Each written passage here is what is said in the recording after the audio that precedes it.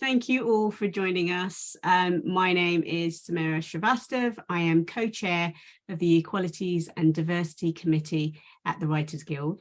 I am so pleased to be doing this panel. We got in there just before the end of Black History Month, and this is a celebration of contemporary Black writing talent. And whilst I am joined by 5 brilliant Black writers from across so many crafts, I'm not quite sure how they're juggling it all, but we've got, you know, TV, film, theatre, video games, graphic novels, it's all in there. And I'm hoping that our conversation today is going to, you know, be able to give us some encouragement, some nuggets of gold that you can take on for yourself, but also to just get an insight into the life of being a phenomenal Black writer in the UK. The panel is going to be strictly about an hour. We will be taking questions, so I warn you now, do not leave them until the end, because I'm cutting you off at 6. That's the end of it. So feel free to put them in the chat and I'll keep an eye on that as we go. So I'm just going to kick right off because we don't have much time, and I would want to go through the panelists and just ask each of our panelist speakers to introduce themselves, and I'll start with Corey because you're on my left, Corey. So thank you. So I'm Corey Brotherson. I'm a writer, editor and creative consultant, been writing professionally for about 22 years. Currently working on the world's first Windrush video game called Windrush Tales. And I was the lead narrative designer for nearly 3 years on an unannounced game for Surgent Studios. And currently also writing a number of comic books, graphic novels, and novels as well. And also our one male contributor today. Tara, can we hear a little bit about you? Just introduce yourself to everyone. Yeah. Hi everyone, I'm Thara. I'm a screenwriter. I sort of started in theatre but then quickly sort of jumped to TV. So I've previously written on the 4th season of Sex Education, Queenie, and a few other shows that haven't been announced, so I don't think I can publicly say yet. And also my comedy short Jobless was on and is currently on BBC iPlayer. Yeah. Oh, and I also co-founded Black Women in Scripted. I think a few people here are also in that group. Oh, just that little teeny tiny thing you just tipped in there. Okay, we'll come back to that. Mariama. Hi, I'm Mariama Ives-Moiba. Similar to Farah, I started out in theatre and then moved to TV. Most recently, I've written on Doctors and then Jojo and Gran Gran, Rubbish Father, David Spud, Nova Jones, so a mixture of children and adults. Fantastic. Carol? Hello, I'm Carol Russell, and I started as an actor, really, and came to writing kind of late, and I love it. So I write for theatre, I write for radio, and I write for television. Okay, that's a lot to juggle. Matilda. Hi everyone, my name is Matilda Feyiṣayọ Ibini. I'm a bionic playwright and screenwriter, so I write for stage, TV, film, audio, and most recently children's short stories. So I recently co-wrote an episode of the Amazon series Wilderness and co-wrote a short film that screened at the BFI London Film Festival this year. Great, amazing. So now I've had a sneak peek at your biogs before we got on today, and there's one thing that I felt was every single one of you are literally award-winning. I mean, come on. And there's even Thara's like featured in the Forbes under 30 list. So my first question really is like, what's the secret to your success? Like, excuse me, but what water are you drinking? Where is this all coming from? What's the secret sauce? We want the clue as to how we can get to the same sort of level.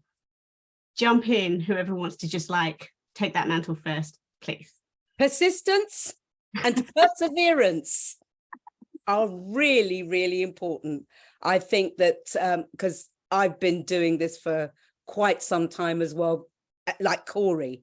And there have been times where, you know, things got a bit dry, but if you stick with it and you just keep writing, just because you have to anyway, persistence is what has brought the success I'm currently achieving. In fact, for the last 3-4 years, it's been persistence. Brilliant. Anyone else? Would you all agree with that? It's like, just keep going, and even if the desert is dry, water will come. Is that the idea? I would definitely agree with that 100%, because you just have to keep going, even though when you get the no's, and just, you have to believe in yourself. And obviously it is helpful when you have other writers or just other people who you can feed off of. It's because it's quite a lonely business. So spread out, trying to meet people and give people feedback, ask people for feedback, because that's the only way you're going to get better. Did you was that something you cottoned on to quite early? How did you sort of cultivate a group of people that you could, you know, lean on or speak to, or, you know, get support from? I feel for myself, it's through a lot of competitions. Through the competitions, I would meet other writers, and then we would form like little groups afterwards, or sometimes it would be like a mentorship experience over a year. And then through that, you would then make contact with other producers, and you kind of want to find people at the same level as you as well. So you can kind of work your way up together, and that can be really helpful. And then finding people who don't realize they're your mentors and still asking them for advice and questions and stuff like that. As long as you don't officially make it a mentorship thing, sometimes people are more willing to help. Like in your head, you're like, you're mine, you just don't know you're mine yet. Matilda, what about you? I'd say, yeah, similarly to what Carol and Mariama have said in terms of persistence, but I'd also add like a bit more practical stuff. So like with a reassuring support network. So the times where you do get rejected and dejected in this industry, having people that, like you say, you can lean on. Again, more practically, I'd also say access to work. Access to work pays for support to enable deaf, disabled, neurodivergent people, or people with mental health issues to fund any kind of access requirements that they have. And it's a government scheme, and I've been using it throughout probably all of my self-employed life with personal assistants. So PAs who support me in everything from like typing or when I dictate to accompanying me to meetings, rehearsals, etc. Without my support of my network of PAs and my team, there's no way I'd even have a career. Oh, that's amazing. Yeah. And how did you find out about that support? So I found out about access to work through a residency that I did with a theatre company called Grey Eye. They're a disability-led theatre company based in East London, but they work across London and also regionally. And when I was their writer in residence for the year, they applied for access to work on my behalf because I was going to be employed for a year with them as the writer in residence. But when I finished, I then had to reapply because now I no longer had an employer, had to reapply as self-employed. And though the application system or anything to do with DWP, to be honest, can be a labyrinth, Disability Arts Online has quite a very thorough breakdown of what access to work is, how do you apply, how do you identify the needs that you have or access requirements that you need, and how much is that going to cost. And they fund all of that, especially when you're self-employed. Yeah. That's brilliant. And it's so great that that was available to you so that you could do what you do, yeah. and thrive. Thara? So it was like the secret to success, right? Yeah, if you could just bottle it and explain it, and we'll... it's so hard. I think echoing what everyone said, obviously it's, you know, persistence and working hard, but I also think like a lot of it is, like, some people call it luck. For me, you know, I'm a Christian. I think God is definitely like orchestrated it, because a lot of things that have happened in my career doesn't really make a lot of sense. So I think like there are sort of factors outside of ourselves. And I also think no, there's not a clear path. Like my background is in law and there's a very clear path. You go to law school, you do your training contract, you qualify. Whereas in this industry, I realized that there is not a clear path, like no one's journey is the same. So I think often we can sort of look at someone and be like, oh, you know, I wish I was where they are. But, you know, for some people it takes them 2 years. For some people it takes 10 years. So I think kind of not looking to other people and just really focusing on yourself and realizing that my journey might not be the same as someone else's journey, and that's okay. So I think sort of coming to that realization helps, and then you can sort of just focus on yourself and yeah, and sort of get rid of the distractions of comparison and all those things. Yeah. And Corey? Yeah, I agree with what everyone said so far. It's that and lots of rum, I think, is also helpful. But yeah, I think like when I started off, there wasn't really a very clear path to becoming a writer. There was no internet. It was just basically, there was just kind of libraries, and that was practically it. And I didn't actually know that there were many Black British writers at the time. I didn't think I knew any Black British writers at the time, because this was back during the 1980s. So I kind of, for me, I found that I was writing all the time, practically every day, and I wouldn't necessarily recommend that. But that as a teenager, kind of like being able to write every single day and create a foundation of work that kind of like I could kind of fall back on top of the support network, as like Matilda said as well, because my parents, my family were very supportive, allowed me to create this kind of buffer. So over the years, especially over like the last 10 years or so, I've had a lot of rejections, a lot of pushbacks. I do suffer from depression. I suffer from imposter syndrome as well, as I'm sure many of us do. And every time I've hit that breaking point, and I felt like, oh, I'm just going to give up. I've had enough of this.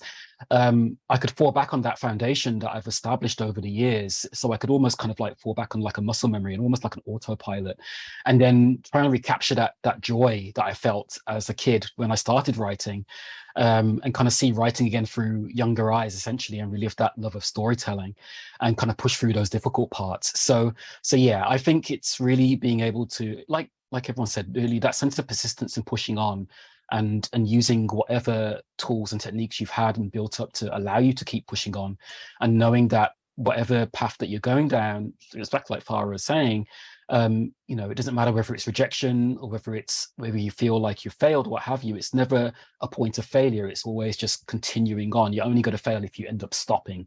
Eventually, if you just carry on, you will eventually reach a success, whatever success means for you personally.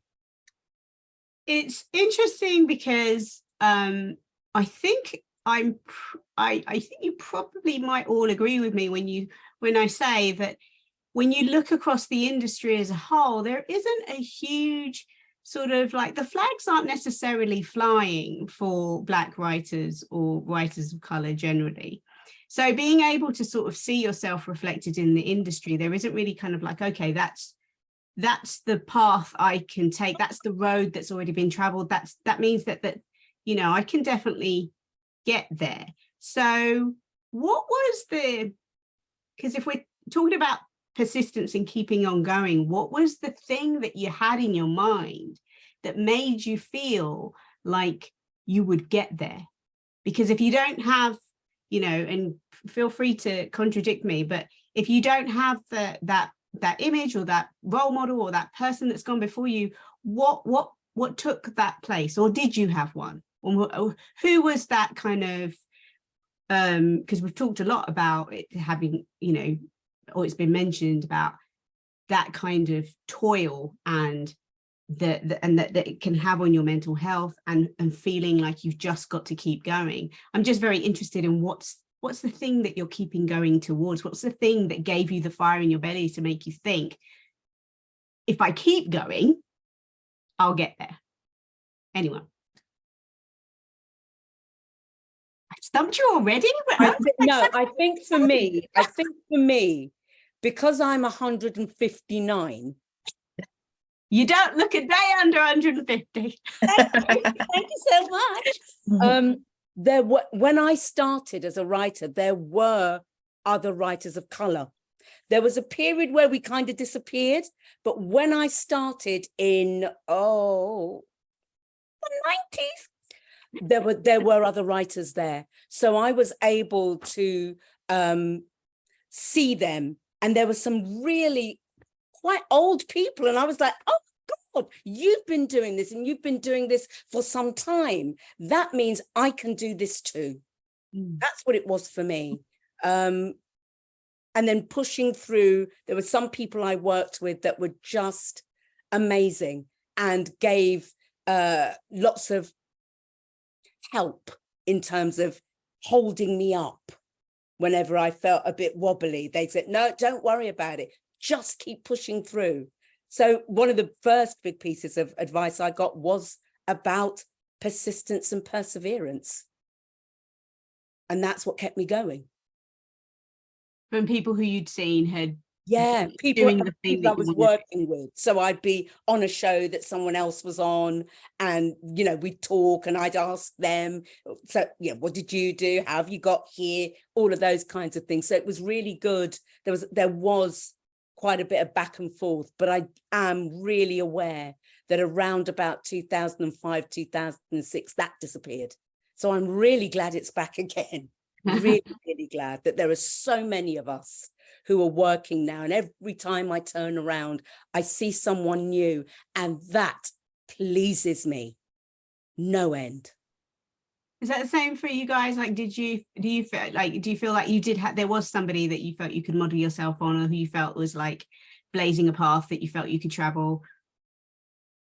I think for me, because writing wasn't necessarily like planned. I very much thought I was going to be a lawyer, and so did my parents, and much to their disappointment, I never qualified. I'm totally there for you. So I was always writing as a hobby, and then moving to London, that's when I sort of started going to theatre and meeting writers and realizing, oh, like people do this for a job, it's not just something you do on the side. And I remember when I moved to London, I went to see Quarter Life Crisis by Yolanda Massey, and I remember them messaging her and being like, oh my gosh, I loved it so much, I love what you're doing, I want to do it too. And she took the time to like meet up with me, and I've had so many instances of just sort of writers just being super generous and just sharing knowledge, and seeing, I think, there's that thing of, if you see someone else do it, like there's this saying, this Nigerian saying, which is basically, no one has two heads, do they have two heads? And it's basically like, if they could do it, you could do it, because they don't have two heads. So I think it was very much that. But again, it was a lot of, like, I didn't just, quit my 9 to 5 and go straight into it. It was very much, okay, let me be doing this on the side. Let me sort of apply for schemes. Let me do scratch nights and build it from there. But I think having that constant motivation and being like, oh, other people are doing it too, so I can do it. I think definitely helps, and it keeps you going. Mariama, Matilda, Corey, was there anyone in particular who you sort of like, that person that you grabbed onto, you like, that I can be them? I would say for myself, it wasn't less, there were people, but I think the overwhelming thing was that I just loved it so much. It was like, I think I can do this, but most importantly, I love doing this. So even if I'm doing it on the side, I'm doing another job, this is what gives me the most joy. And while it was giving me joy, it was something that I would love to do. And I just kept doing it, because with writing, like most people say, it's rewriting. And you have to really enjoy the process and the journey, because once it's finished, it's out there, it's gone, it's done.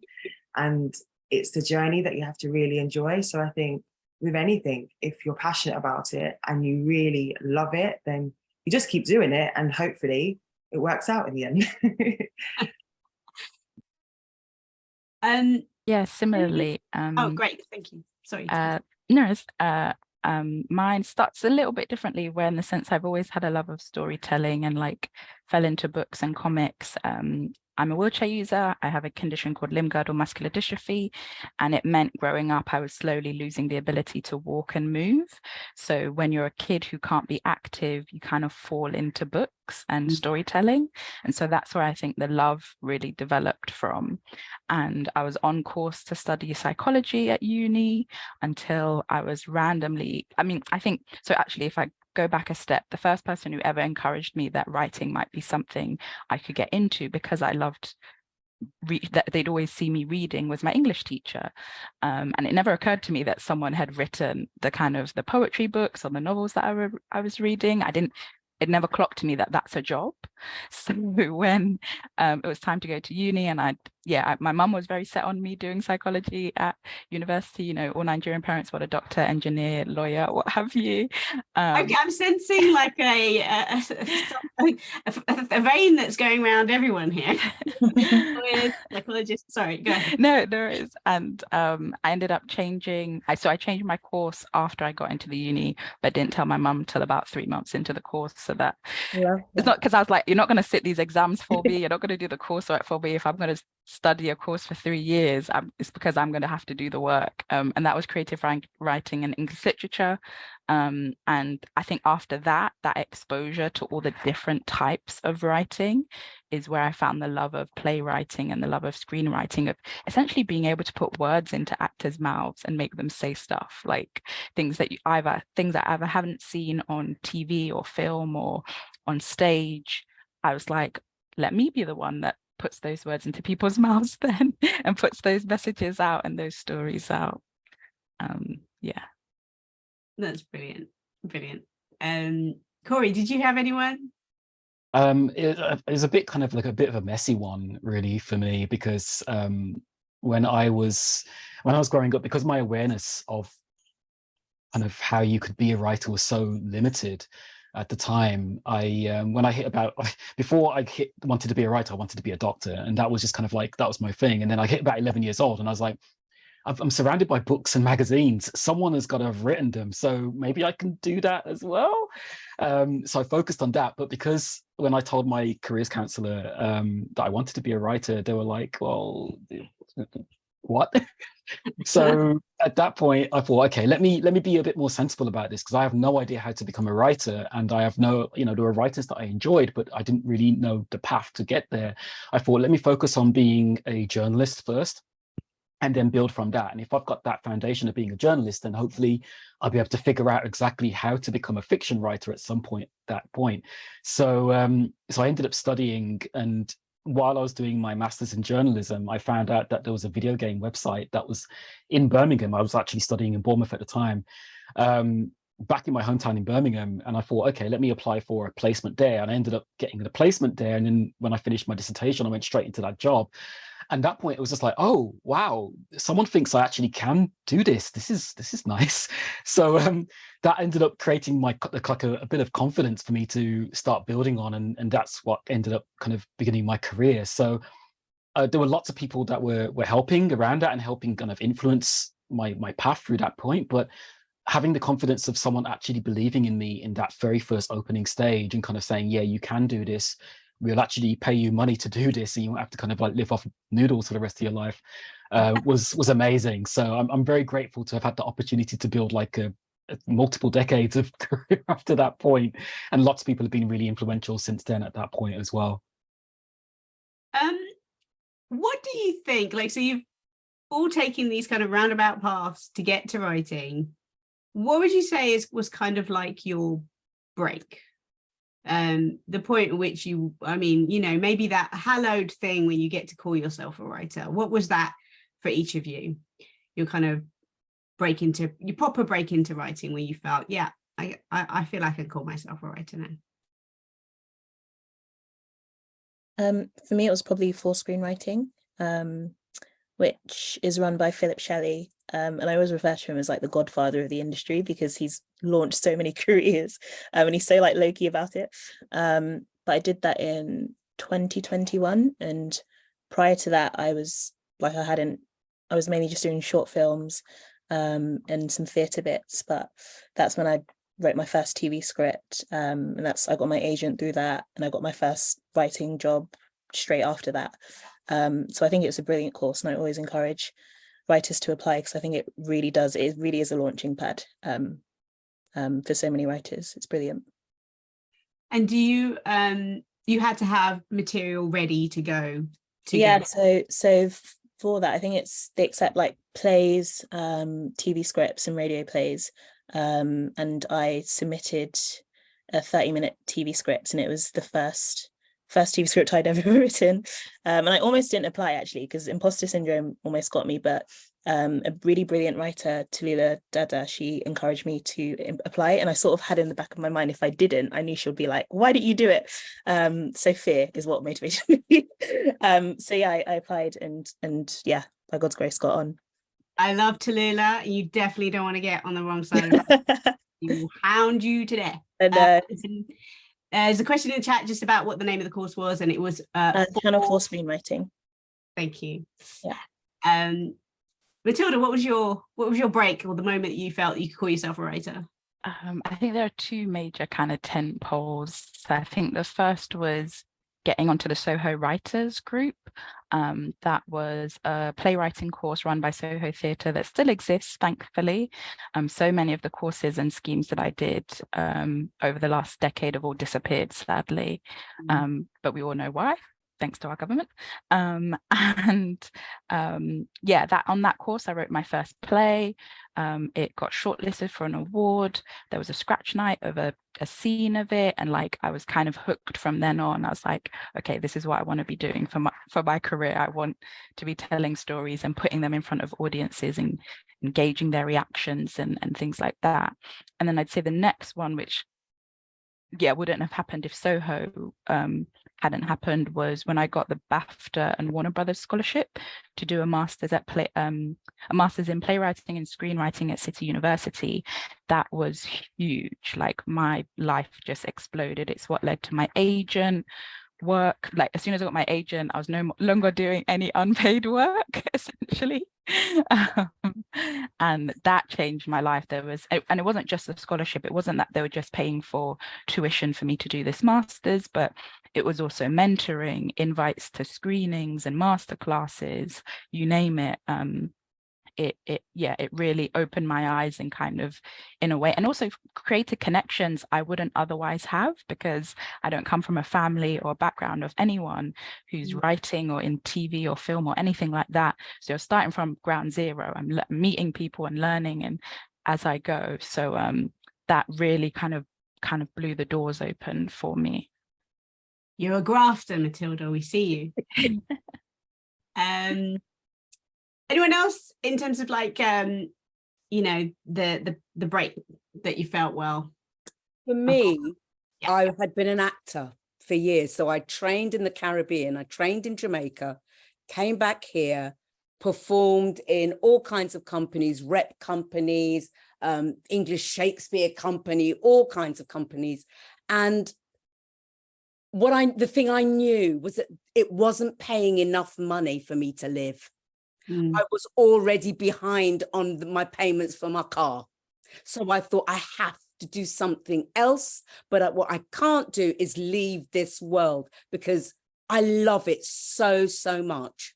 So I thought, what else can I do? And like Matilda and Thara, I've been writing since I was a little girl. So stories really important to me. So what happened was I decided I was going to be a writer.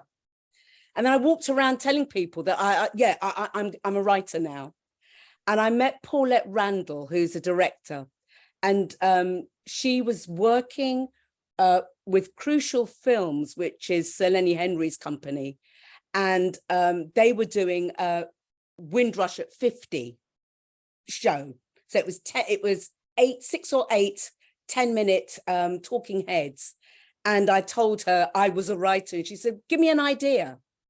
So I took 2 days, and then I gave her an idea, and that was my first commission. So that was the thing that made me go, I can do this. Oh my God, I can do this. And out of that, it was just, I think I had a very lucky start to my career, because out of that came The Story of Tracy Beaker, then Coming At Ya, then all kinds of shows. And it was, so I was writing, it felt like nonstop. Every time I stopped and drew breath, another show would come in. So those first 5-6 years were really, really important. And that's also one of the reasons why I was able to stay, because I knew that you could get those moments where work would come. Amazing. Corey, Mariama, did you have anything in terms of like that? Yeah. So for myself, initially when I was 19, I wrote my first play. My brother basically sent me this competition. He was like, have a go. So I wrote a play, sent it in, and I was one of the winners of the Trinity College playwriting competition.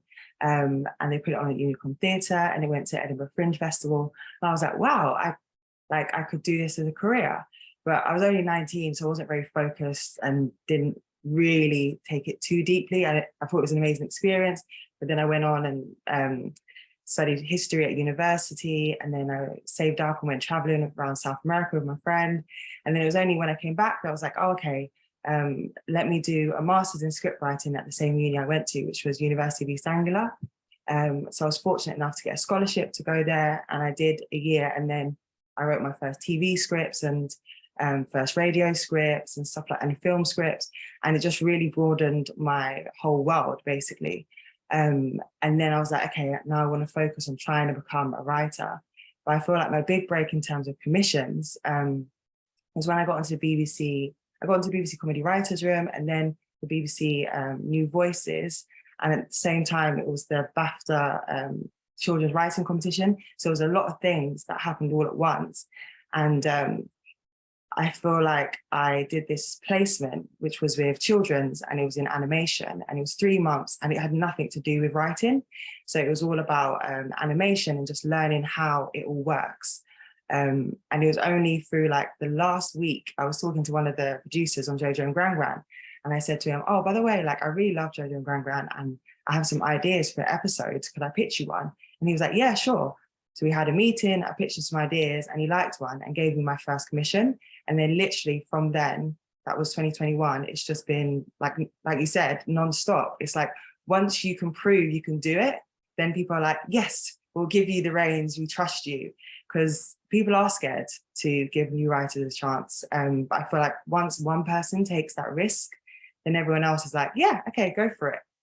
So yeah, that was really the opening moment for me. And I love Jojo and Gran Gran, such a great show. I watch it with my son, it's so good. Especially in the one where they're trying to get out the door and they can't get out the door. There feels like there's this combination of being part of a kind of being selected or part of the thing of a competition or a bursary or something that kind of gave you that sort of like that push up.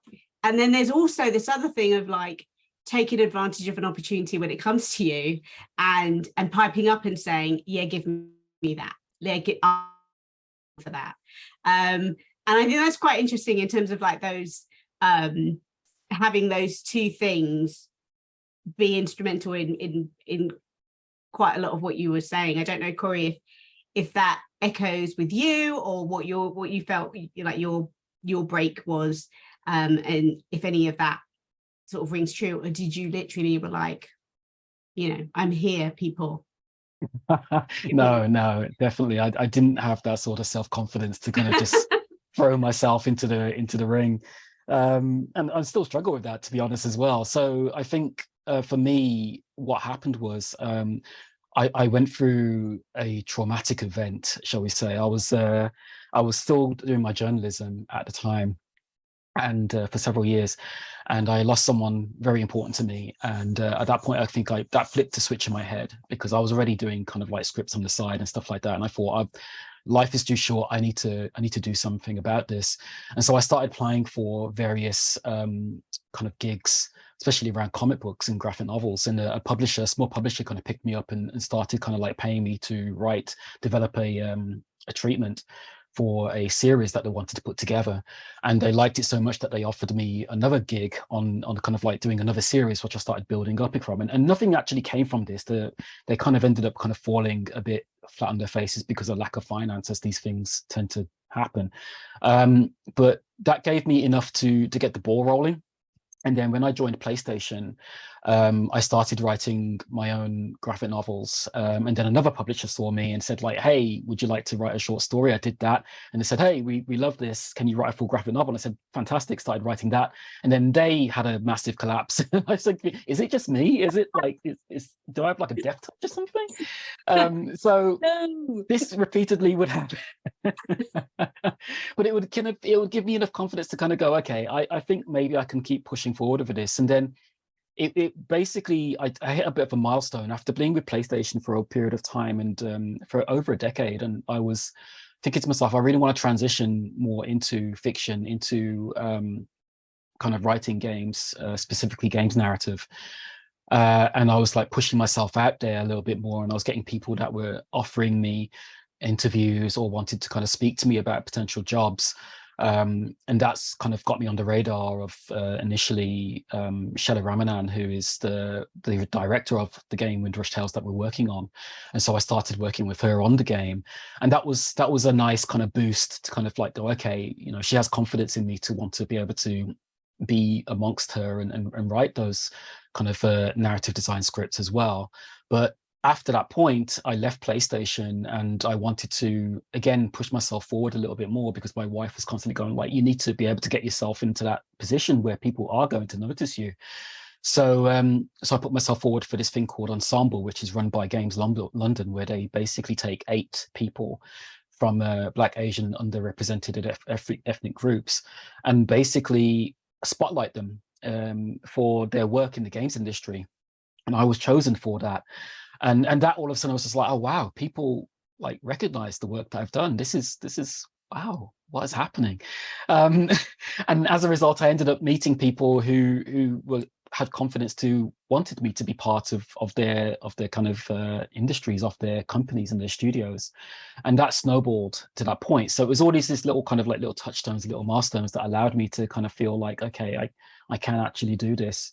And I'm still thankfully having those when I'm transitioning from medium to medium, to have that to kind of keep pushing me forward and keep giving me that little bit of extra that allows me to kind of say, yeah, I can continue to do this. I'm not totally washed up yet.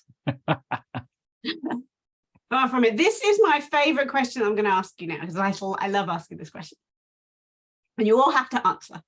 And basically, it's, what is your writing process?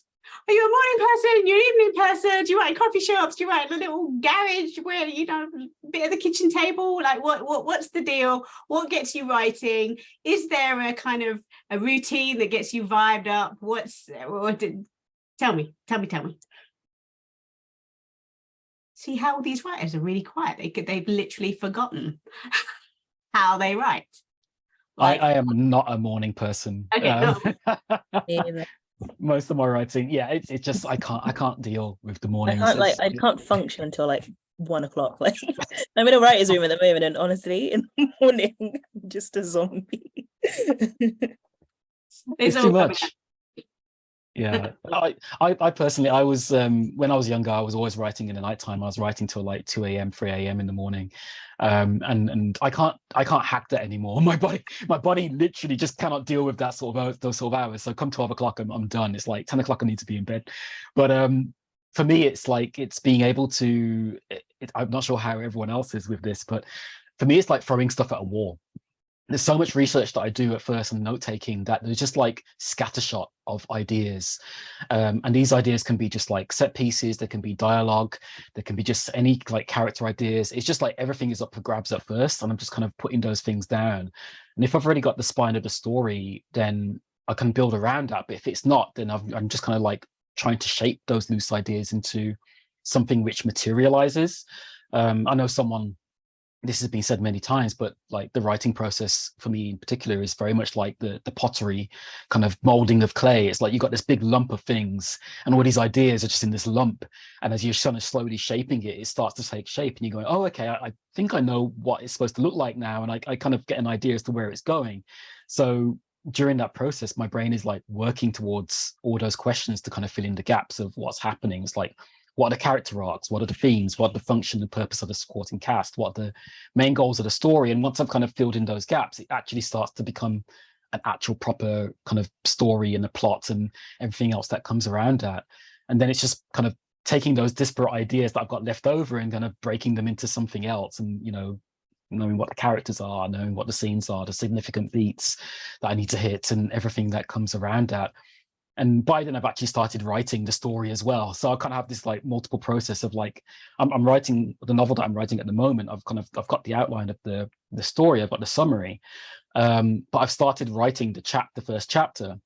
But at the same time, I'm getting ideas from my agent and kind of like putting new characters together and kind of like reshaping scenes. So I'm kind of like both writing the story and reshaping stuff at the same time. And I know that rewriting as you go along isn't necessarily the most productive kind of use of your time. You're supposed to finish a draft and then rewrite that and edit it and go and rewrite it. But I'm just like, I'm obsessive, and I get stuck over a line or a turn of phrase. I'm like, no, I need to just kind of do that until I feel a little bit happy with it, and then I can move on. So yeah, I'm very, very messy, basically, is what I'm saying. It's all the rum, clearly. So that, yeah, you're well, at least you're multitasking. I mean, okay. Yeah, let's call it that. Yeah, we're multitasking. Yeah. I tend to work on 2 or 3 projects at the same time, so that when I get stuck on one, I move on to the other one. So I'm always writing. Actually, I realized the other day that I really don't stop, which is weird now. Not a problem, Carol. No, it's not. No, it's not. Do you ever get like burnout though, Carol? Sorry. No, actually, I burnt out in the first, after the first 6 years, because I really was literally, I'd finish a show, I'd get a new show, I'd finish that show, I'd get another show, and I just got to the stage where I just needed to have a holiday. And I remember saying to my agent, I'm going to Barbados for a month. Oh. And in those days, not everybody had a mobile phone. Really good. And it meant that I was able to just kind of really relax. And my agent was a bit frightened because she was saying, oh God, you're on such a roll. If you leave now, then, you're not gonna, nothing's gonna come. I said, wait. And I came back and I got another job. Yeah. So I knew that was okay. So yeah, I work on 3 different things at the same time. Where are you writing? Literally, physically, where are you writing? Sometimes I write in my house. Sometimes I go to my friend's house. I've got a friend who's one of my writer friends, and we will meet together. She's a novelist, and I'm a screenwriter, and we meet to write. And I work so well there. So I write there. I'll go to BAFTA and I'll write there. I can work actually anywhere if the work is there. Do you know what I mean? And certainly if I have an actual commission, then I have to work. So then it's kind of like, yeah, I've got these other 2 projects, but there's this one I've got to get done. So yeah, I can work anywhere. I wrote almost an entire script on the way back from LA once, because that they wanted it. It was a radio play. They needed it by the time I got back. And I was like, people were pissed off with me. I had the light on. I was, eating food. Yeah, they didn't like me much. But yeah, I can work anywhere and mostly anytime, but I prefer the night. Oh. Because nobody calls. It's that mobile phone thing. Yeah. And a deadline, always good. I can imagine. Always good. Anyone else? I write sometimes quite late into the evening, into the night, especially when there are deadlines. But I try to get people not to, I always like to talk about deadlines being flexible, because when I hear a deadline, it sounds like I'm going to die if I don't submit the work. And that gives me even more anxiety. So I'm like, it's a soft line, it's a check-in, that's what we call it as well. Like, it's not a deadline, because when I hear that, I'm like, oh my God, this is the end. This is the last thing I'm ever going to write. And I also have to, as someone who lives with a chronic illness, I also have to write when I'm well enough to, because it means I can't write every day. I can't have a fixed, writing time daily. It is literally when I'm well enough to, when my mental health is in a good state.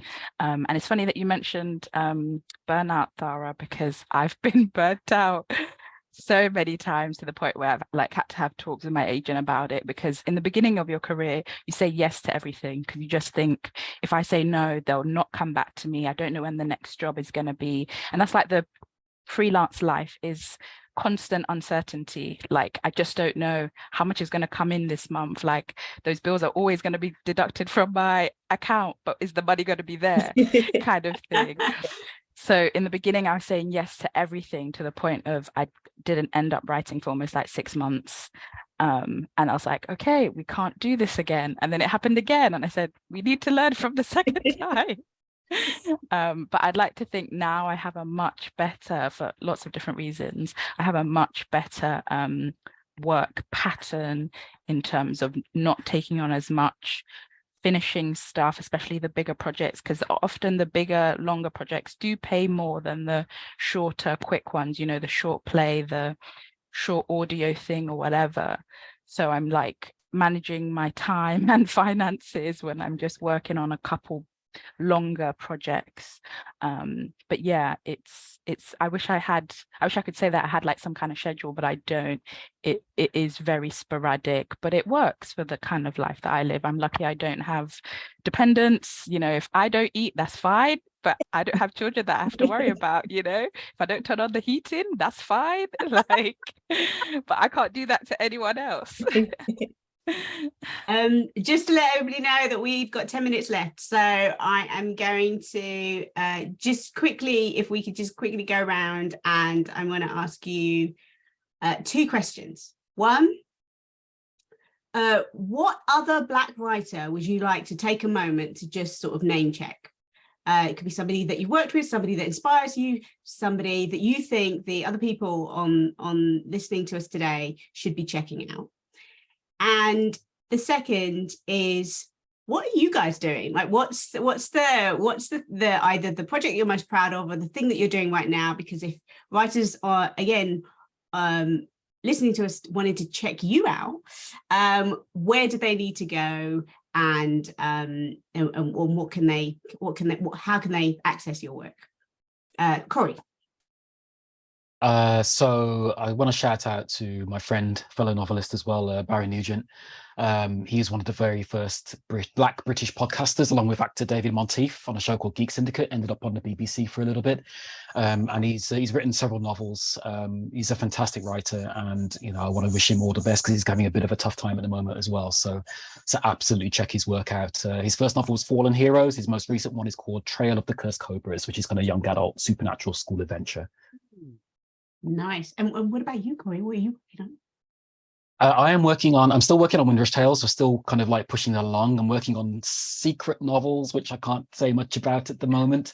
A game I was working on for Surgent Studios hasn't been announced yet. NDAs, video game industry, isn't it a blast? But I'm very proud of 2 things that I can talk about that are actually out. Magic and Myths, which is like effectively a supernatural kind of urban fantasy graphic novel series, which I'm still working on with my artist collaborator, Sergio Calvet. So we're about 3 seasons into that, still got a few more to go. And an anthology that I did called Deadly Adan, which is kind of like a 4-story anthology, kind of dealing with topics like mental health, disability, identity, privilege, all told through the lens of sci-fi, fantasy, fable, all kinds of sort of things. I wrote that while I was going through the depths of depression. So a lot of the stuff that I was going through was really kind of focused on through that book. So yeah, I'm very, very proud of what came out of that. And I can be found at CoreyBrotherson.com. I am literally the only Corey Brotherson on the entire internet, so I'm exceptionally easy to find. I cannot hide from anybody. Fantastic. Thank you. Thara. It's hard to just pick one. I'm just going to say my friend Rachel Fatterotti, who's an author and screenwriter. She's written 3 children's. She's someone that I'm convinced has 2 heads, because she's literally like published 3 books in the past year. It's insane. Oh my god. She's written 3 children's books, and she's also currently working on a I think middle grade, and she's also a screenwriter. She just graduated. She did her master's, and yeah, she's brilliant, brilliant writer. And she writes like mainly kind of Black stories, but it's not about race. It's, you know, about loads of different things and kind of fantasy, usually sort of fantasy genre. So yeah, she's great. And what I'm working on, that was the other question, wasn't it? Yeah, either the thing most proud of or what you're working on, if you can tell us, because there's a lot of NDA stuff going on here. So my first credit was sex education. So I think to be able to sort of go straight from doing nothing to doing such a huge show was yeah, felt very fortunate and very blessed. So that came out last month. So it's on Netflix.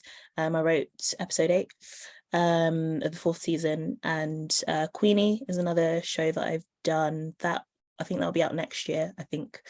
And then again, yeah, I'm writing on quite a few shows, but I can't really say anything because they haven't been announced. But in terms of my own projects, Jobless, my short, is on BBC iPlayer, and they've commissioned a pilot, so I'm working on that at the moment. So hopefully we'll get a series green light too.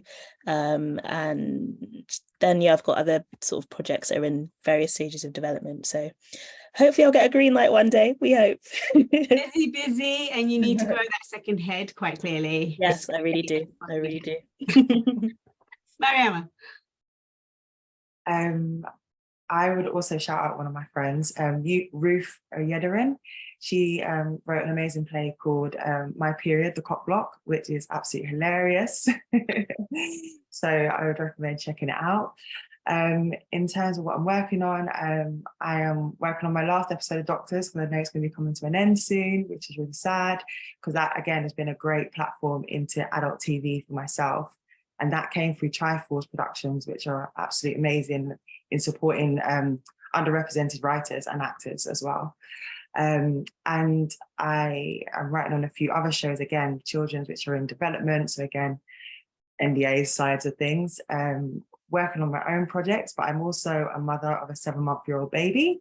So when everyone was talking about when you find time to write, I would say literally whenever she's not with me, which is obviously very difficult. So anyone who is a parent and stuff like that, thinking, how can I write or how can I find the time? I would say the thing is with writing, it isn't like a scheduled 9 to 5. You are working freelance, so you take on what projects you can do, and you write when you have the time. Like, you write in the middle of the night, you write early in the morning. And the good thing is, because you are working for yourself, and then obviously when you're hired and commissioned and stuff, but it is an understanding that you have some flexibility, which I find really great, and people are very understanding. Once you get in there, you realize people aren't as cruel or evil as you might think. Great advice, thank you. Carol. Oh God, I've got 2, sorry. It's Ajani Salmon, Dreaming Whilst Black. That was just amazing to work on as well. And the other one is Avril Russell. No relation, although we do call each other cuz. And we just worked on Lenny Henry's series, 3 Little Birds. And now we're working on a project that I can't talk about. Yay. But yeah, but there are 2 things I'm proud of. The first one was Coming At You with Cleopatra. I absolutely adored working on that. Interviewing those girls and their mom and then creating a show around them is one of the best pieces of work I feel I've done so far. There will be more. But that's what I'm most proud of. And something you can listen to now is Faith, Hope and Glory. I've written on 5 series of it now, and it's on BBC Sounds. Faith, Hope and Glory. Thank you. Matilda. Could I just fangirl for 1 second, Carol, because I grew up on Coming At You, and it had a huge impact on me that it was in a play that I'd written a couple of years ago before the pandemic, and we had all the Cleopatra songs. Yeah, I absolutely, yeah, huge fan. The writers I wanted to shout out were almost like my writing siblings almost, because we're like a little family. Anna Semuyaba and Matthew Jacobs Morgan, I met them on the 4 screenwriting course and we've been inseparable since. They're incredibly generous, kind, funny, talented. Matthew wrote on Amazon's The Rig series and Anna wrote on the Hijack series of, is it Apple, I think. They are both incredible writers. I learn so much from them every time we hang out, and yeah, I love them very dearly.